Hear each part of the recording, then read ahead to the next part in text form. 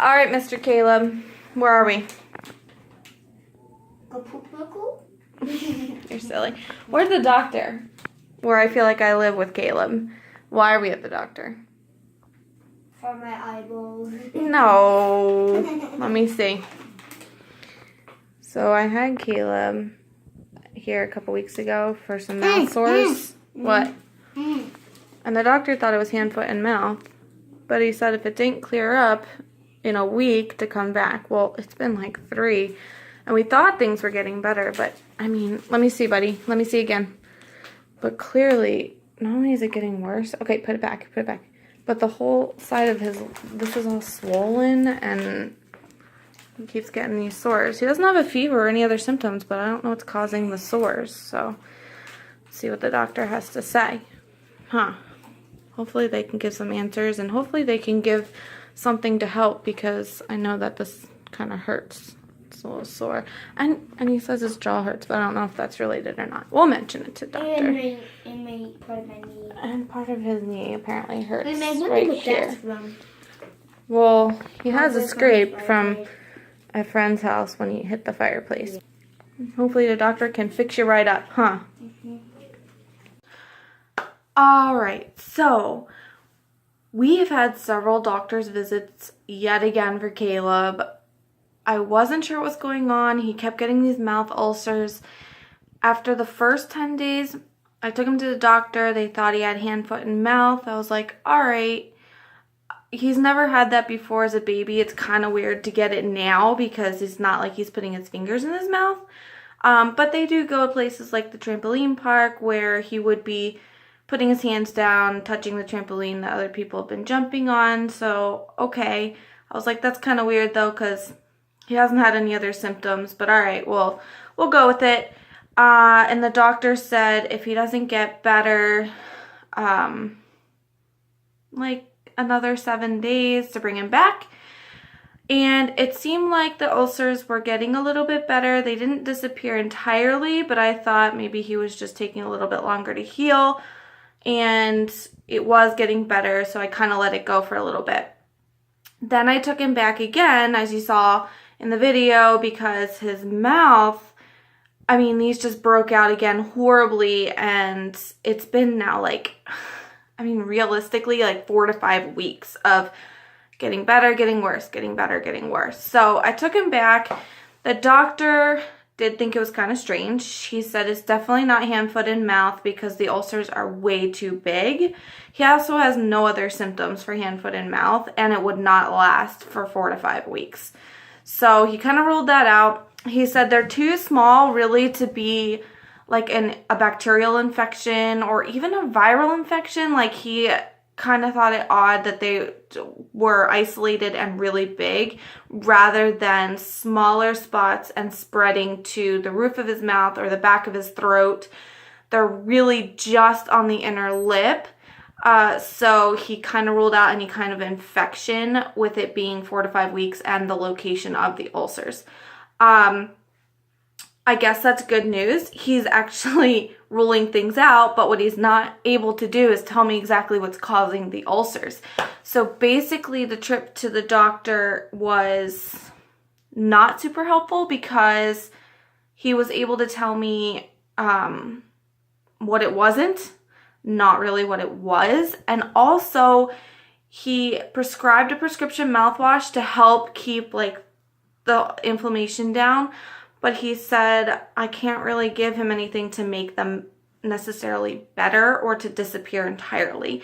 And without knowing what's causing them, I don't really know how to prevent Caleb from keep getting them. And of course, being in the mouth, he's biting them, so that's making it worse and making it so that it's not healing as quickly. So, the doctor, I can't say was super helpful in that regard. He did say maybe speak with a dentist, see if they have any other recommendations, if they look at the ulcers to see what else might be going on. I did take a quick trip over to the dentist on the way home. It happens to be right down the street.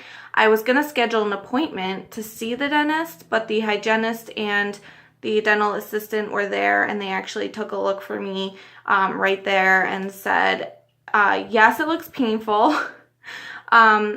no, we don't know what's causing it, because honestly, they said that the biggest reasons that people get mouth ulcers are either stress, and I don't think my 5-year-old is that stressed, or a change in diet where it's like really spicy food or something. But I haven't changed his diet in the last 4 to 5 weeks, and he's not eating, you know, cayenne peppers. He's eating pretty bland, pretty mild foods. Their only recommendation was to go mild with the food for a while, see if it at least helps it clear up. And they gave me a recommendation, instead of getting the prescription mouthwash, which contains a numbing agent, which is not entirely safe for a 5-year-old, you can actually just mix an antacid with, what was it? Benadryl, equal parts of those two, and it's like giving the prescription mouthwash without the numbing agent. Both of those are safe if swallowed because they're meant to be swallowed, not in large quantities, but you're only mixing a small amount, putting it on the area to help with, again, the inflammation and to help clear the ulcers up. But again, they couldn't tell me what was causing them for sure, or what was going on. So a little frustrated on that front, because you know, I've had now 2 professionals tell me how to help with the ulcers themselves, and to give it 7 to 14 days per ulcer to clear up, because it does take a long time with it being in the mouth, but not telling me what's causing them. So, okay, I came home a little frustrated. I did a lot of research. Google is my friend. And I started thinking about it from like a what changed perspective. Not really much has changed in his diet. However, with his past history, I thought, I wonder if he's maybe deficient in something. So, quick little Google search. There are a select few vitamins and minerals that you can be deficient in that cause mouth ulcers. Zinc and folic acid, I'm not concerned about. Iron, I'm not concerned about. Those were the 3 major things that I thought. He eats red meat, he eats fruits and veggies, not really a big concern. The 4th and final one, where research shows a link between mouth ulcers and a deficiency, calcium. So Caleb can't have dairy. So his entire life, I just assumed because he's in the 85th percentile for height and weight, and he eats a well-balanced diet, that he was fine. But he has broken bones. He complains that his bones hurt, which we always thought was growing pains.